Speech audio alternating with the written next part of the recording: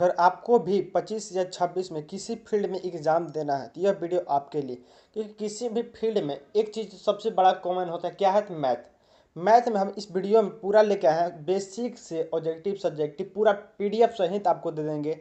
हाँ, अगर आपको देना है 25 से 26 में एग्ज़ाम तो यह वीडियो आपके लिए है, और ख़ास करके आपके लिए देखिए। अगर आपके दीदी भैया को अगर देना है तो यह वीडियो आप उनको शेयर कर सकते हैं। देखिए कितना मस्त वीडियो होगा, और अंतिम तक बने रहिएगा। देखिए, संख्या पत्ती से लेकर त्रिकोणमिति तक एकदम पूरा बेसिक से लेके आए हैं, और पूरा बेसिक से बता के जाएंगे। पहला देखिए, प्राकृतिक संख्या क्या है? प्राकृतिक संख्या कैसा है? तो वैसी संख्या जिन्हें हम गिनती के लिए प्रयोग करते हैं, प्राकृतिक कहते हैं। वैसी संख्या जिसे हम गिनती में प्रयोग करते हैं प्राकृतिक संख्या कहते हैं। एक से लेके अनंत तक, 1 2 3 4 5 डॉट डॉट अनंत तक, मतलब प्राकृतिक में क्या होता है? अनंत तक होता है। ठीक है, अगला देखिए, दूसरा बोला पूर्ण संख्या। क्या है? पूर्ण संख्या। तो प्राकृतिक संख्याओं में जीरो से बनी संख्या को, जैसे जीरो से लेकर स्टार्ट होता है उससे बोलते हैं, और अनंत तक जाते उसे बोलते हैं क्या है? प्राकृतिक, सॉरी, पूर्ण संख्या।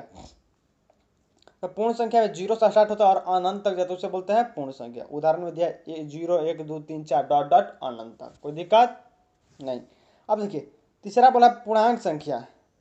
पूर्णांक संख्या, तो धनात्मक संख्या, ऋणात्मक संख्या और शून्य मिलकर पूर्णांक बनाती है। मतलब वैसी संख्या जिसमें माइनस भी हो, जीरो भी हो और प्लस भी हो, मतलब तीनों चीज मिला हो, उसे क्या बोलते हैं? पूर्णांक बोलते हैं। क्या बोलते हैं? पूर्णांक बोलते हैं। उदाहरण में -5 -2 0 3 और 10 दिया, तो जिसमें माइनस है, प्लस है, जीरो का है, पूर्णांक संख्या। ठीक है। और देखिए तीसरा, चौथा नंबर देखिए, चौथा कह रहा है कि परिमेय संख्या। क्या है? परिमेय संख्या, तो वैसी संख्या जिन्हें p बाई क्यू के रूप में लिखा जा सके, और q not equal to zero, उसे क्या कहेंगे? परिमेय संख्या कहते हैं। और वैसी संख्या जिन्हें p बाई क्यू के रूप में लिखा जा सके, और q not equal to zero, जैसे उदाहरण में दिया है 1/2 -3/4 5/1, कौची है? परिमेय संख्या। अब देखिए, वैसी संख्या जिसे p बाई क्यू के रूप में, तो एक को भी लिख सकते हैं क्योंकि नीचे वन अपने आप लाता है, कि नीचे वन का वैल्यू नहीं होता है। 2 है, ठीक है। अब कहेंगे √3 है, तो √3 नहीं है, √2 है, नहीं है। क्यों नहीं है? क्योंकि इसका पूरा पूरा वर्गमूल नहीं होता। हाँ, √4 हो सकता है, √9 हो सकता है, क्योंकि वर्गमूल जिसका निकलता है उसका होगा, जिसका वर्गमूल नहीं निकलता उसका वर्गमूल परिमेय नहीं होगा। समझ में आ गया? चलिए आगे देखिए, पांचवा नंबर, पांचवा कारक अपरिमेय संख्या। क्या कह रहा है? अपरिमेय संख्या, तो जिन्हें भिन्न p बाई क्यूब में व्यक्त नहीं किया जा सके उसे परिमेय, अपरिमेय कहते हैं। मतलब जिस संख्या को p बाई क्यू के रूप में नहीं लिखा जा सकता उसे क्या कहते हैं? अपरिमेय। √2 √3 और पाई, ये क्या है? तीनों एक अपरिमेय है, क्योंकि √2 का वर्गमूल नहीं होता, √3 का वर्गमूल नहीं होता है, और जिसे मान लीजिए √5 का वर्गमूल नहीं होता, √7 का वर्गमूल नहीं होता है, जिसका वर्गमूल नहीं होता उसे क्या आता है? अपरिमेय। और एक सबसे बड़ी चीज है पाई। क्या है? पाई। पाई का भी क्या होता है? परिमेय नहीं होता है, ठीक है, अपरिमेय होता है। छठा नंबर हमारा क्या है? अभाज्य संख्या। क्या है? अभाज्य संख्या, तो जो केवल एक और स्वयं से विभाजित हो उसे क्या कहते हैं? अभाज्य। मतलब वैसी संख्या जो किसी के पहाड़ा से ना कटे, किसी के पहाड़ा में ना आए, उसे बोलते हैं अभाज्य बोलते हैं। क्या बोलते हैं? अभाज्य। 2 3 5 7 11 क्या है? अभाज्य। और इसमें 13 हो जाएगा, 17 हो जाएगा, 19 हो जाएगा, 23 हो जाएगा, 29 हो जाएगा, 31 हो जाएगा, और क्या हुआ, और 37 हो जाएगा। ये क्या है? अभाज्य, किसी के पहाड़ा में नहीं आता है, किसी के पहाड़ा में नहीं, तो सिर्फ अपने आप के पहाड़ में, उसे बोलते हैं अभाज्य संख्या। और इसमें क्वेश्चन कैसे पूछ सकता है? तो 2-4 ऑप्शन दे देगा, निम्नलिखित बोलेगा, निम्नलिखित में अभाज्य संख्या क्या है, ठीक है। या फिर ऐसे पूछेगा कि सबसे छोटी अभाज्य संख्या क्या है, तो सबसे छोटी जो अभाज्य संख्या क्या होता है? 2 होता है। सबसे छोटी अभाज्य संख्या 2 होता है, ध्यान रखिएगा। 7वां नंबर देख लीजिए क्या कर रहा है कि भाज्य संख्या जो एक और स्वयं से अलावा अन्य संख्याओं से विभाजित हो उसे क्या करते हैं? भाज्य कहते हैं। जैसे देखिए, 4 क्या किसके पहाड़ा में? 2 2 गुना 2 4 होता है, 6 2 गुना 3 होता है, और 9 3 गुना 3, मतलब ये कि 2 के पहाड़ा में आता है, 3 के पहाड़ा में आता है, 4 के पहाड़ा में आता है, 5 के पहाड़ा में आता है, वो किसी के पहाड़ा से कट जाए उसे बोलते हैं भाज्य संख्या। क्या बोलते हैं? भाज्य संख्या। कोई दिक्कत नहीं। आगे दिया है कि विभाज्यता के नियम क्या है? विभाज्यता के नियम, तो विभाज्यता का नियम होता है कि 0 से विभाज्य संख्या के अंतिम में क्या होना चाहिए, 0 होगा, 2 होगा, 4 होगा, 6 होगा, 8 होगा। मतलब ऐसी संख्या जो 2 से विभाजित होता हो उसके अंत में इन चीज़ों मिल सकता है, 0 मिलेगा, 2 मिलेगा, 4 मिलेगा, 6 मिलेगा और 8 मिलेगा। वो क्या 2 के पाँच विभाजित हो जाएगा। ठीक है, आगे देखिए 3 से विभाजित के लिए क्या होना चाहिए, तो अंकों का योग 3 से विभाजित होता है। मतलब लास्ट में जोड़ने पर 3 आता है, लास्ट में जोड़ने पर 3 आता है, तो 3 से आपका विभाजित हो जाएगा। ठीक है, देखिए एग्जाम में बहुत ऐसी चीज़ होता है कि भाग करने में बहुत मुश्किल होता है, लेकिन होता क्या है कि आप इस चीज़ को ट्रिक को फॉलो करते हैं तो आराम से एकदम आसानी से तरीके से कर सकते हैं। 5 देखिए, लास्ट देखिए आगे, 5 से विभाजित संख्याओं का अंतिम क्या है, तो 5 से विभाजित के लिए 0 और 5 से होगा।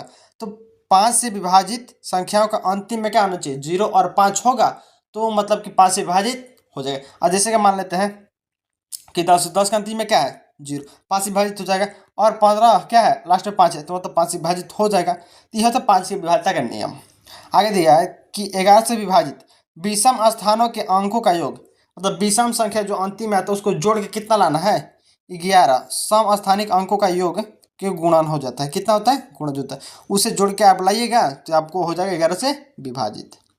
अगर अभी तक चैनल को सब्सक्राइब नहीं किया तो चैनल को सब्सक्राइब कीजिए, लाइक कीजिए और शेयर जरूर करिएगा, क्योंकि आपके दीदी भैया हो सकते हैं किसी भी जो 25-26 में एग्जाम देते हैं उनको देना है। तो ये कॉमन चीज़ है कि मैथ हर एग्जाम में होता है, बीएड हो चाहे डीएलएड हो चाहे किसी भी फील्ड का, एसएससी का हो एग्जाम या यूपीएससी का हो, उसमें मैथ तो कंफर्म पूछता है। तो मैथ पूछता है तो यहाँ बेसिक से मैथ है और 100% लड़ता है। यहाँ से हमने अपना प्रिपरेशन में किया है इसको और अपने अपने प्रिपरेशन में कर सकते हैं। ठीक है, आगे चलते हैं। चलिए आगे 9 नंबर बोला सरलीकरण क्या, तो सरलीकरण मतलब कठिन गुणनखंडों को असमान करने की प्रक्रिया, कठिन संख्या को असमान करने की प्रक्रिया को सरलीकरण कहता है। देखिए अब इसमें देखिए क्वेश्चन क्या दिया है, 25 गुना 4 ब्रैकेट 100 दिया है। तो सबसे पहले एक बोडमास का रूल होता है कि क्या करिए, ब्रैकेट के अंदर काम करिए, क्या करिए, ब्रैकेट के अंदर। तो ब्रैकेट में 25 चौके 100 होता है। ठीक है, और भागा 10 दिया है, तो 100 भागा 10 कितना आएगा, 10। तो ये होता है कुछ का बोर्ड मास का रूल से। अगर आप कर सकते हैं 10 भागा कर दिया डायरेक्ट 4 में, तो आएगा कहाँ, नहीं आएगा, आंसर आपका नहीं लड़ेगा। तो सबसे पहले होता है कि आप 25 गुना 100 करिए, 25 चौके 100 और भागा से करिए, आपको सरलीकरण। इस तरह से बोर्ड मास का रूल होता है। बोर्ड मास में रूल होता है कि ब्रैकेट करिए पहले, ब्रैकेट के बाद फिर करिए भागा करिए, फिर गुना करिए, फिर जोड़ करिए, फिर घटाव करिए। मतलब ब्रैकेट के बाद डिवाइड करिए, डिवाइड के मल्टीप्लाई करिए और ऐड करिए और फिर सब्ट्रैक्शन करिए, बाकी आपका आंसर आ जाएगा। यह बोर्ड मास का रूल। ठीक है, आगे देखिए बोला कि वर्ग और वर्गमूल बताइए, वर्ग और वर्गमूल। तो किसी संख्या को स्वयं से गुणनफल करिए, वो क्या निकलता है, वर्गमूल निकलता है। किसी संख्या को उस स्वयं से गुणा करिए तो क्या निकलेगा, वर्गमूल निकला। जैसे 6 गुना 6 36 आ गया। वर्गमूल क्या होता है, संख्या का वह मान जिसका वर्ग करने पर संख्या प्राप्त हो। उदाहरण के लिए 49 का वर्गमूल कितना हुआ, 7, और 36 का वर्गमूल कितना प्राप्त होगा, 6, 16 का वर्गमूल कितना प्राप्त होगा, 4, 9 का वर्गमूल कितना प्राप्त होगा, 3। ऐसे संख्या जो होता है वर्गमूल निकलता है। आगे चलते हैं, कर घनमूल, घन और घनमूल क्या होता है, तो घन संख्या का 3 बार लिखकर गुणा करना है। अब जैसे कि 3 3 गुना लिख के 3 3 कर दिए तो कितना आएगा आपका 27 आएगा। लेकिन वही संख्या को 4 4 गुना कर दे लिख के तो कितना आएगा 64 आएगा। बिल्कुल, तो 3 को 3 बार लिखा तो 27 है। इसको बोलते हैं घन, क्योंकि घन में आता है 3, घन में आता है 3 बार लिख के। वही घनमूल में आपको रूट में दिया होता है, उसको निकालिए 3 बार। 4 को देखिए 4 चौके 16, 16 चौके 64, और 64 के घनमूल कितना होता है 4 होता है। 64 घनमूल 4 होता है। ठीक है, आगे चलते हैं। आगे दिया प्रतिशत, प्रतिशत कैसे निकालते भाई, तो किसी संख्या को 100 के रूप में प्रकट करना, 100 के रूप में प्रकट करना। उदाहरण से 25 का 100, 25 का 20% कितना होगा, तब 25 का 20% देखिए 25 है 25 लिखिए, गुना है 20 है 20%, बट्टा में लिखिए 100, कितना लिखिएगा 100। 1 0 से 1 0, 2 के पढ़ा में 10, 5 बार में, और 5 के पढ़ा 25, 5 बार में। तो कितना प्रतिशत, 25 का 20% कितना होगा 5 रुपये, कितना होगा 5 होगा। ठीक है, 5 होगा। ऐसे निकलता है आपका प्रतिशत। अगला दिया लाभ हानि, क्या दिया है, लाभ हानि, प्रॉफिट और लॉस। तो लाभ कैसे होता है, जे बेचने की कीमत और खरीदने की कीमत। अगर मान लीजिए कि आप मार्केट जाते हैं मार्केट में आप एप्पल या सेव लेते हैं, वही आप बताएं, सेव लिए, सेव को आप 100 रुपये लिए 120 रुपये बेच दिए तो आपको फायदा क्या होगा? आप 100 रुपये लिए और 120 रुपये बेचे तो आपका 20 रुपये का फायदा हुआ। अगर आप 100 रुपये लिए और 80 रुपये बेच दिए तो कितना फायदा हुआ? फायदा हुआ का नहीं, नुकसान हुआ। कितना? 20 रुपये का। उसी को बोलते हैं लाभ या हानि, मतलब क्रैमूल और विक्रैमूल। देखिए, जब बेचने की कीमत और खरीदने की कीमत, बेचने की कीमत और खरीदने की कीमत, आप खरीदे 100 रुपये, बेचे 120 रुपये। वही साम हानि में बेचने की कीमत और खरीदने की कीमत, वहाँ बड़ा चिन्ह का देखिए ना, बेचने की कीमत बड़ा दिया, खरीदने की कीमत छोटा दिया। यहाँ बेचने की कीमत छोटा दिया, खरीदने की कीमत बढ़ा दिया। जैसे देखिए, खरीदे मूल्य आपका 100 रुपये है तो इसको विक्रय मूल्य बोलते हैं, और बेचे 120 रुपये, तो आपका लाभ कितना हुआ? 20 रुपया। हुआ कि नहीं हुआ? जी बिल्कुल हुआ। चलिए आगे देखिए, औसत निकालने के लिए बोला संख्याओं का योग और कुल संख्या, संख्याओं का योग और कुल संख्या का योग। उदाहरण देखिए, 10 प्लस 20 प्लस 30 प्लस बट्टा में कितना? 3। क्या होता है? 60 प्लस 3 बट्टा में 20, मतलब कुल संख्याओं का योग बट्टा में योग। ठीक है, तो उसको बोलते हैं प्रॉफिट, मतलब औसत। अनुपात और समानुपात क्या होता है? आगे आइए, अनुपात और समानुपात क्या होता है?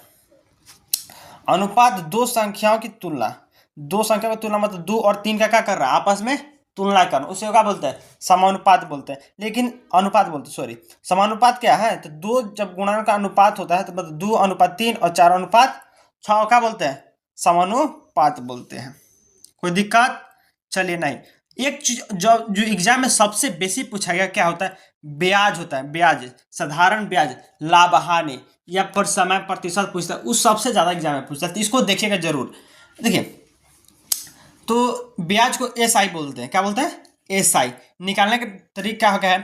तो PR गुना T, PRT गुना मतलब होता है, P का मान होता है क्रैमूल, विक्रैमूल, और T मतलब समय, बट्टा में पूरा 100 होता है। तो ब्याज निकालने का जो है पूरा सॉल्यूशन क्या होता है? चक्रवृद्धि ब्याज क्या है? तो चक्रवृद्धि ब्याज मतलब CI, A बराबर P ब्रैकेट में 1 प्लस R बट्टा में 100 होता है, मतलब कि छात्रवृत्ति ब्याज होता है, और ये होता है P क्रैमूल, और 1 प्लस R बट्टा में 100 ये होता है क्रैमूल बट्टा में। तो यहाँ CI इसको बोलते हैं चक्रवृद्धि ब्याज। एरिया मतलब कि चक्रवृद्धि ब्याज और मूलधन, इसको निकालने का तरीका होता है। ठीक है, चलिए आगे। बोला कि समय और कार्य, टाइम और वर्क, यदि ए 10 दिन में काम करता है, एक मतलब ए दिया वहाँ, मान लें कि एक व्यक्ति है 10 दिन में काम करता है, तो एक दिन में उस काम को कौन व्यक्ति करता है? 10 आदमी को मिला दिए, एक दिन में पूरा काम आपका कंप्लीट हो जाए। और एक व्यक्ति एक काम को 10 दिन में करता है, तो 10 आदमी एक दिन में काम कर देगा कि नहीं करेगा? जी करेगा। उदाहरण देखिए, ए और बी मिलकर एक काम को 10 दिन में पूरा करते हैं, तो एक दिन में कार्य को 10 आदमी मिलकर कर सकते हैं। तो समय और दूरी, टाइम और क्या बोलते हैं? डिस्टेंस, और स्पीड बराबर होता है डिस्टेंस बटा में टाइम, मतलब चाल बराबर होता है दूरी बटा में, चाल बराबर होता है दूरी बटा में समय। क्या होता है? समय होता है। ठीक है, दूरी बटा में समय होता है। चलिए आगे आइए। और अभी तक चैनल को सब्सक्राइब नहीं किया तो चैनल को सब्सक्राइब कीजिए और शेयर कीजिएगा, क्योंकि हर दोस्त को आपको काम आ सकता है, हर दीदी भैया को आपको काम आ सकता है, चाहे भी किसी भी स्टेट से कोई दिक्कत है, क्योंकि एग्जाम में हर चीज़ क्या पूछता है? मैथ पूछता है। और PDF आपको कहाँ मिलेगा यह बताते हूँ। जैसे आप चैनल को सब्सक्राइब कीजिए तो व्हाट्सअप का लिंक मिलेगा, वहाँ क्या मिलेगा? व्हाट्सअप का लिंक, वहाँ से आप जाइए और चैनल को सब्सक्राइब कर लीजिए, वहाँ से आपको PDF मिल जाएगा। और दूसरा, आपका यूट्यूब पे कमेंट कर सकते हैं, वहाँ से भी आपको PDF ऑफकोर्स मिल जाएगा। आप सुबह करिए तो शाम को, और शाम को करिए तो सुबह, नहीं तो आपको कमेंट सेक्शन में आपको PDF का लिंक मिल जाएगा, वहाँ से आप ले सकते हैं। ठीक है, आगे चलते हैं।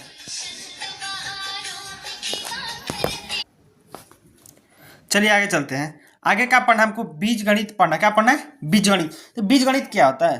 बीज गणित व्यंजक जिनमें से अक्षर और संख्या दोनों हो उसे बीज गणित कहते हैं, मतलब चर और अक्षर दोनों एक साथ हो उसे क्या बोलते हैं? बीज गणित। मतलब उदाहरण दिया 2x + 3y - 5, इसमें दोनों चीज दिया, तो दोनों जब चीज दिया उसे बोलते हैं कौन चीज? बीज गणित बोलते हैं। क्या बोलते हैं? बीज गणित। आइए बहुपद में, चर और गुणांक का वह व्यंजक, चर और गुणांक का वह व्यंजक जिसे क्या बोलते हैं? बहुपद बोलते हैं। बहुपद में देखिए x² + 3x + 2, ये बीजगणित नहीं है, बीजगणित अलग होता है, बहुपद अलग होता है। इसके ऊपर कुछ है घात है, ये द्विघात बहुपद है, तो ये बहुपद होगा। ठीक है, देख लीजिएगा। आगे देखिए दिया है रैखिक समीकरण जिस चर में x और y का उच्चतम घात 1 हो उसे रैखिक समीकरण, ये घातीय समीकरण कहते हैं। कोई दिक्कत नहीं। उदाहरण दिया 2x + 3 = 7, मतलब 2x के पावर कुछ नहीं तो मतलब 1 होगा, +3 = 7 दिया है। आपका एक घातीय रैखिक बहुपद है, कोई दिक्कत नहीं। आगे चलते हैं। ज्यामिति क्या होती है? तो रेखाएं और कोण। एक सीधी रेखा हमेशा कितना डिग्री बनाता है? 180 डिग्री, क्योंकि एक सीधी जो रेखा होती है किसका होता है? 180 डिग्री का कोण बनाती है। कोण एरिया 90 + 90 = 180। त्रिभुज, अब त्रिभुज क्या है? देखिए समबाहु त्रिभुज, तीन भुजाओं का समान, मतलब तीन को जो भुजा समान होगा उसे समबाहु कहेंगे, मतलब तीनों भुजा आपस में समान कोण होगा। समद्विबाहु, दो भुजाएं समान होगा, दो भुजाएं समान होगा, ठीक है, उसे कहेंगे समद्विबाहु। और विषम बाहु, तीनों भुजा अलग अलग, उसे क्या कहेंगे? विषम बाहु। मतलब देखिए एक समकोण जो त्रिभुज होता है, ये कोण अलग होता है, लंब अलग हो सकता है, आधार अलग हो सकता है, विषम बाहु भी हो सकते हैं, न तो दोनों समान भी हो सकता है, क्योंकि लंब आधार का भी समान भी हो सकता है, ऐसा नहीं होता है। त्रिभुज में 3 प्रकार, ठीक है। चलिए आगे चलते हैं। चतुर्भुज कह रहा है तो 4 भुजाओं वाले आकृति को चतुर्भुज बोलते हैं। वर्ग जैसे कि वर्ग, आयत, समांतर चतुर्भुज और ट्रायंगुलर समांतर उसे होता है। वृत्त क्या है? तो केंद्र के समान दूरी पर बिंदुओं के समूह क्या बोलाता है? वृत्त। वृत्त को डी से सूचित करते हैं, सॉरी, वृत्त की सबसे बड़ी जीवा, ये वृत्त है और इसकी बड़ी जीवा को क्या बोलते हैं? व्यास बोलते हैं। तो वृत्त की सबसे बड़ी जीवा को व्यास बोलते हैं और छोटा जो होता है उसे क्या बोलते हैं? जीवा बोलते हैं। और व्यास को डी से सूचित करते हैं और त्रिज्या को आर से, और व्यास बराबर होता है 2r, मतलब व्यास बराबर 2r होता है। अगर इस लाइन यहां से यहां तक है तो केंद्र से खींचा गया रेखा जो होता है वो होता है त्रिज्या, ठीक है। अर्धवृत्ताकार मतलब आधा वृत्त, अर्धवृत्ताकार मतलब आधा वृत्त। आगे चलते हैं। आगे क्षेत्रमिति, क्षेत्रफल और परिमाप। सबसे पहले वर्ग का क्षेत्रफल क्या होता है? वर्ग का क्षेत्रफल होता है भुजा स्क्वायर, और परिमाप क्या होता है? 4 गुने भुजा। देखिएगा वर्ग का क्षेत्रफल क्या होता है? भुजा स्क्वायर, और परिमाप क्या होता है? 4 गुने भुजा। अगर आयत की बात किया तो लंबाई गुने चौड़ाई, और परिमाप क्या होता है? तो 2 × लंबाई प्लस चौड़ाई। देखिए वृत्त का क्या होता है? क्षेत्रफल पाई स्क्वायर, और इसका परिमाप क्या है? 2πr। एग्जाम में बहुत ज्यादा पूछने वाला है। वर्ग का क्षेत्रफल, भुजा का क्षेत्रफल, आयत का होता है, वृत्त का होता है, शंकु का होता है, सब बताते हैं। आइए आगे। त्रिभुज का क्षेत्रफल क्या होता है? तो होता है 1/2 आधार गुना ऊंचाई, 1/2 आधार गुना ऊंचाई। एक का त्रिभुज का क्षेत्रफल है। अब आते हैं घनाभ का पृष्ठीय क्षेत्रफल क्या होता है? तो घनाभ का क्षेत्रफल होता है 2 × लंबाई प्लस चौड़ाई, चौड़ाई प्लस ऊंचाई, ऊंचाई प्लस लंबाई, आपका होता है कुछ घनाभ का क्षेत्रफल। घन का पृष्ठीय क्षेत्रफल क्या होता है? 6 गुना भुजा स्क्वायर। बेलन का वक्र पृष्ठीय क्षेत्रफल 2πr/h होता है, और बेलन का कुल पृष्ठीय क्षेत्रफल 2πr × r + h होता है, ठीक। शंकु का वक्र पृष्ठीय क्षेत्रफल क्या होता है? πr/l होता है। ये सभी फार्मूला जो एग्जाम में बहुत ज्यादा पूछता है, बहुत ज्यादा रिपीट करता है। इसके ऊपर क्वेश्चन दे दिया तो आपको पहले चीज है कि फार्मूला याद होना चाहिए, तब बनेगा, ठीक है। और देखिए शंकु का कुल पृष्ठीय क्षेत्रफल πrl + πr², गोले का पृष्ठीय क्षेत्रफल 4πr², अर्धगोले का पृष्ठीय क्षेत्रफल 2πr², अर्धगोले का कुल पृष्ठीय क्षेत्रफल 3πr³, घनाभ का आयतन लंबाई गुने चौड़ाई गुने ऊंचाई, घन का आयतन भुजा क्यू होता है, ठीक है। आगे चलते हैं। बेलन का आयतन πr²h होता है, शंकु का आयतन 1/3 πr²h होता है, गोले का आयतन 4/3 πr³ होता है, और अर्धगोले का आयतन क्या होता है? तो 2/3 πr³ होता है, ठीक है। अब आगे चलते हैं बहुलक। बहुलक बराबर होता है 3 माध्यक माइनस 2 माध्य, जो सबसे ज्यादा पूछे वाला सवाल है। अगर मान लीजिए कि माध्य दिया है तो बहुलक नहीं देता, बहुलक दिया है तो माध्य, मतलब इसमें से तीन को में से 2 को चीज देगा। अगर बहुलक दिया है तो माध्य नहीं देगा, माध्यक दे देगा, और बहुलक नहीं दिया तो ये दोनों दे सकता है। अगर मान लीजिए माध्यक दिया है 5 और माध्य दिया है 4, तो आपको बहुलक निकालना पड़ेगा, ठीक है। चलिए अब आगे चलते त्रिकोणमिति पर। सबसे पहला चीज है, आप 10th में 12th में इस पे आपको कोई दिक्कत नहीं। आपका सबसे पहले हो जाए बेसिक होना चाहिए। किसी भी चीज को परीक्षा देने के लिए बेसिक बहुत ज्यादा जरूरी होता है। तो ये देखिए कहाँ से आपका क्वेश्चन आता है, यह क्लास 10th का बेसिक जो ऑब्जेक्टिव आपको पूछता है। सबसे पहले वास्तविक संख्या दिया है तो भाज्य बराबर भाजक गुना भागफल प्लस शेषफल, भाज्य बराबर भाजक गुना भागफल प्लस शेषफल, ये आपका होगा, आपका किसी भी चीज को पढ़िएगा तो आपको फार्मूला लगाना पड़ेगा, ठीक है। भाज्य बराबर होता है भागफल माइनस शेषफल, शेषफल बराबर भागफल। और यूक्लिड विभाजन का एक फार्मूला आता है, ए बराबर b q plus r not equal to 0 q. तो 0 का मान क्या नहीं होगा। एसीएफ दिया है ए इंटू बी इंटू, ठीक है, और बहुलक दिया है, ठीक है। तो पूरा चैप्टर आप पढ़िएगा। देखिए यहाँ देखिए एपी का मान दिया है, समांतर श्रेणी वाला डी बराबर क्या होता है ए2 माइनस ए1 निकालना का फॉर्मूला होता है, ठीक है। और क्या दिया है ए एन मतलब अंतिम पद a plus n minus 1 into d दिया है, और एस एन दिया है मतलब संख्याओं का योग दिया है, और अंतिम पद और एस एन कैसे निकालते हैं ये भी दिया है। तो आप इस चीज को पूरा पढ़िएगा, और हमारा पीडीएफ हम बता दिए कहाँ मिल जाएगा, ठीक है। इसमें दिया है त्रिकोणमिति वगैरह दे दिया है। कॉस इंटू सेक बराबर होता है 1, टेन इंटू कॉट बराबर 1 होता है, कॉस बराबर 1 बाई सेक होता है, साइन बराबर होता है 1 बाई कॉसेक होता है। तो ऐसे जैसे पूरा चैप्टर में पूरा वीडियो दिया है।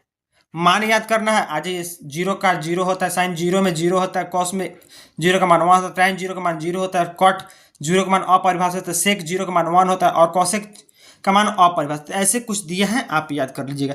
इधर आपको मिल जाएगा बेलन का पूरा, जितना ऊपर बताया उतना मिल जाएगा, उससे बेसी मिल जाएगा। और इधर भी मिल जाएगा प्रायिकता वगैरह, बहुलक वगैरह के सभी फार्मूला दिया हुआ है। क्या होता है असंभव घटना की प्रायिकता 1 होता है, और संभव घटना की प्रायिकता क्या होता है, निश्चित घटना की प्रायिकता क्या होता है, अनिश्चित घटना की प्रायिकता क्या होता है, प्रायिकता का सूत्र क्या होता है, सब कुछ, ठीक है। और यहाँ देखिए क्या दिया, तो बहुलक का सूत्र दिया है आंकड़ों का योग बटा आंकड़ों की संख्या, मतलब प्रेक्षणों का योग बटा प्रेक्षणों का संख्या। बाध्य बराबर दिया है एल प्लस एन बट्टा में 2 c f minus f into h दिया है। बहुलक बराबर l plus F1 minus f naught to F1 minus f naught F2 गुना एच दिया है, ठीक है। एटोमेटिक्स दिया, कुछ त्रिकोणमिति आपको ऊपर में दिया था, यहाँ भी दे चुका है। और बहुत कुछ त्रिकोणमिति से आपका नीचे भी रिलेटेड बहुत कुछ दिया। और अभी तक चैनल को सब्सक्राइब नहीं किया तो सब्सक्राइब कीजिए, और शेयर कीजिए अपने दीदी भैया को, ताकि उनको भी ये काम आ सके। पीडीएफ आपको मिल जाएगा, ठीक है।